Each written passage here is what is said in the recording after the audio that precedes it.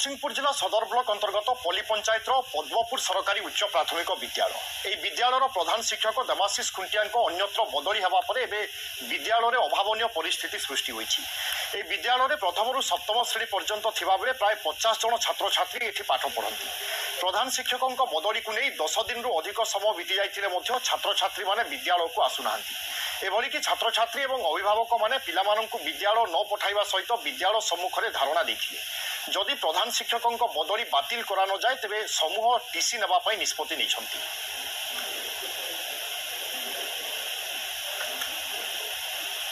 खुंटे sir अलग school सारा पर आम खुंटे सर आमको भल पाठ पढ़ाती पाइला बुझी न पाइला आम बुझाई दिखाते आमर केयर नियंती आमको भल पाठ पढ़ाती।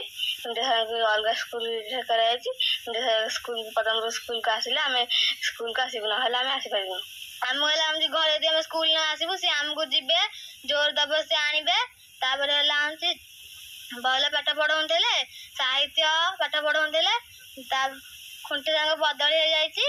आम चाहूँ सरकार को निवेदन करुचु सी आम सार को आउ थे आम स्कूल को फेरे दिंतु। सरकार को अनुरोध करुचु आम सार को आम स्कूल को बदली करंतु फेरे आणतु तापर फेरी आसला पर आम पिला आसबे स्कूल रे पढ़े नचेत सार जदि न आसुचंती ताहले आमे समस्ते टीसी नहीं अलग स्कूल को पिला नहीं पड़े। आम बीओ को जनइलु सीओ को जनइलु तापर सीआरसी की जनइलु जिलापाल को भेटिलु आम गुआरी कहीं शुणिले ना। देवाशीष खुंटिया महोदय को फेरे थे प्रधान शिक्षक हिसाब से फेरे विद्यालय को आणतु नहेले सबू छात्र छात्री अभिभावक माने टीसी नेबे। पाठपढ़ा आनुषंगिक व्यवस्था थिले गार्डियन माने अड़ी बसचंती जे देवाशीष खुंटिया प्रत्यावर्तन जदि न आसबे देवाशीष खुंटिया न फेरिले से विद्यालय को पिला को पठेबे नहीं। किंतु 10 दिन भितर कौन समाधान न होबारु से बर्तमान समस्त गार्डियन मते दरखास्त देइचंती। मु दरखास्त धरिची देखंतु आ मु सीआरसी कथा जणैतली।